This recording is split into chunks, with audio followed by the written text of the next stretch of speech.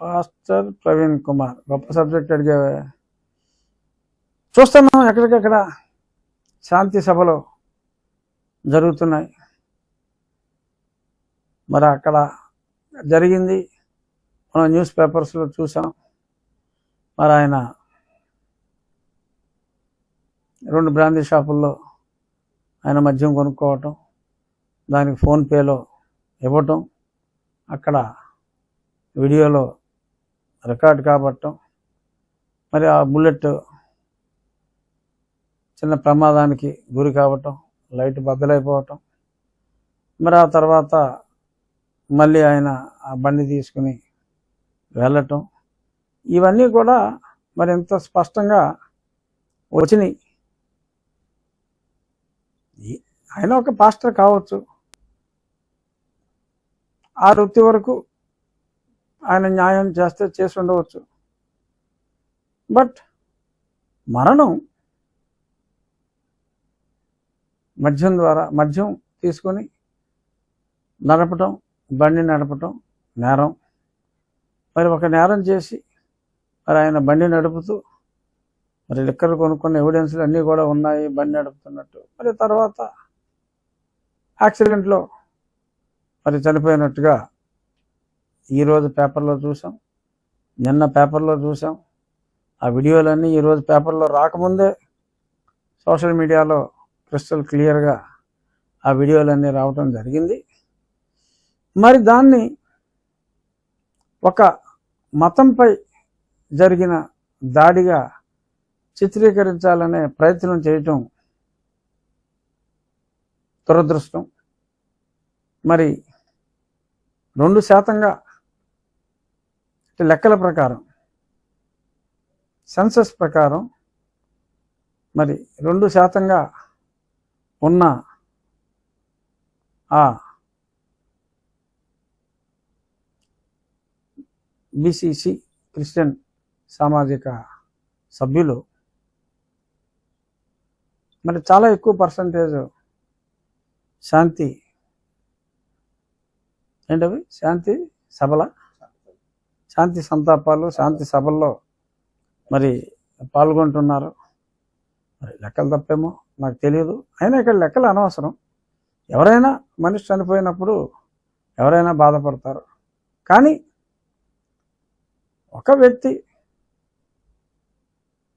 Perhaps వ్యసనం పాలై మరి అతను యాక్సిడెంట్లో, మోరల్లెస్ యాక్సిడెంటే క్లియర్గా చెప్పారు, మరి మరణిస్తే దాన్ని వేరే మతం వారు చేసిన హత్యగా మాట్లాడటం అనేది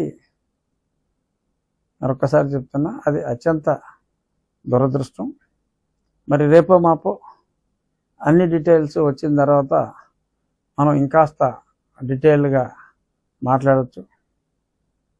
కానీ ఈ రకంగా ప్రజల్ని రెచ్చగొట్టి మరి కలిసిమెలిసి ఉంటున్న ప్రజల మధ్య ఇలాగా మతాల చిచ్చు రగిల్చే విధంగా శాంతి పేరుతో అశాంతి సృష్టించి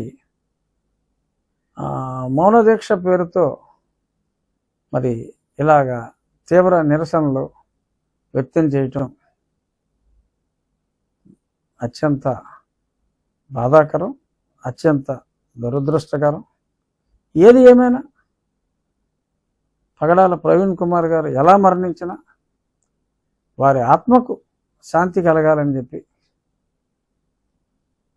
మా దేవుణ్ణి కూడా మనస్ఫూర్తిగా ప్రార్థిస్తూ వారికి మంచి లోక ప్రాప్తి జరగాలి అని చెప్పి మంచి మనసుతో వేడుకుంటున్నాను.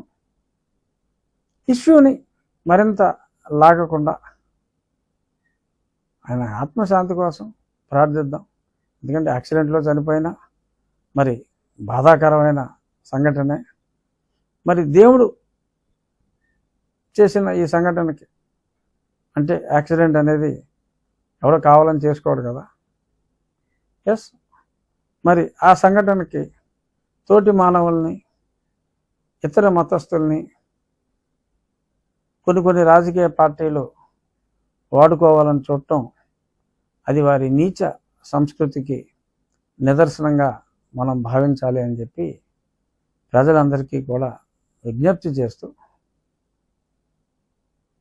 అలరొద్దు, ఆయన ఆత్మశాంతికై, పగడాల ప్రవీణ్ కుమార్ గారి ఆత్మశాంతికై ప్రార్థిద్దామని మరొక్కసారి చెప్తూ 1-2 రోజుల్లో ఆ డీటెయిల్స్ అన్నీ వచ్చేస్తాయి.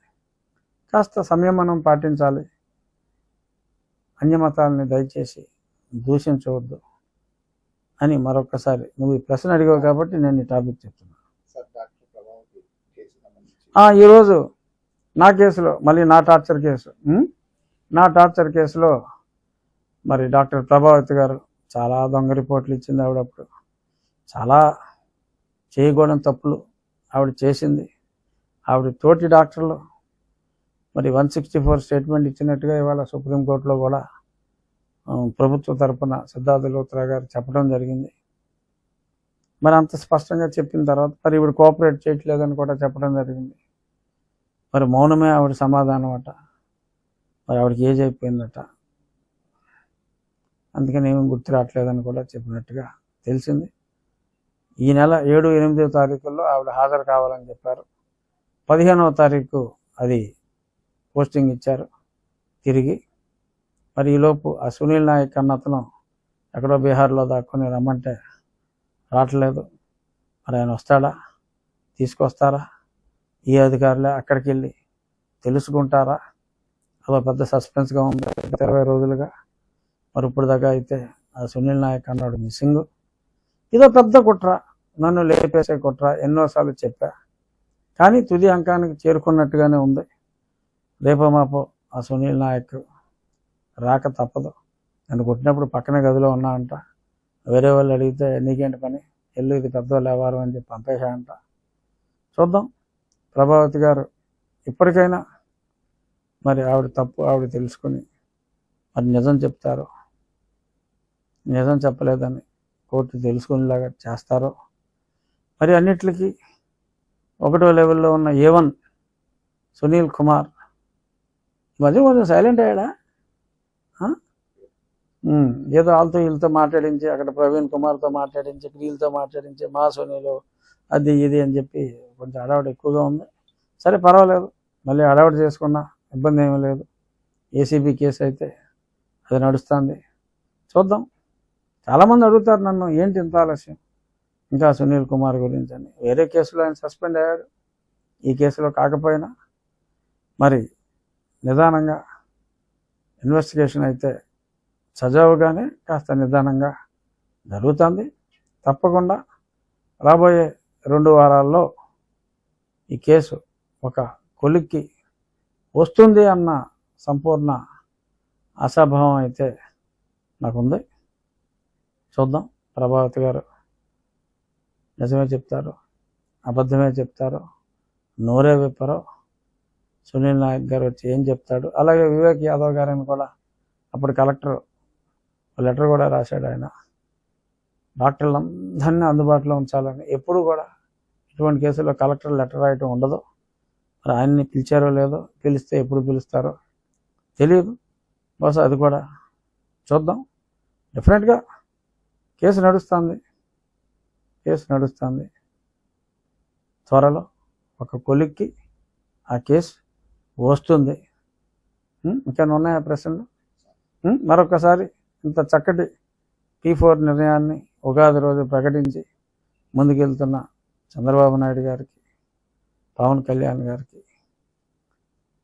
భారతీయ జనతా పార్టీ కూటమికి, అలాగే ఈ మంచి ఉద్దేశాన్ని అంటే డిప్యూటీ స్పీకర్గా ఆ కోరిక ఇతర పార్టీలు కూడా తమ సంపూర్ణ మద్దతు, అసెంబ్లీలో ఉన్న కమ్యూనిస్టులు అందరూ ఈ పార్టీ కూడా వారి సంపూర్ణ మద్దతు తెచ్చి ఈ మంచి ఉద్దేశాన్ని ముందుకు తీసుకెళ్ళాలని మనస్ఫూర్తిగా కోరుకుంటూ I'll take leave.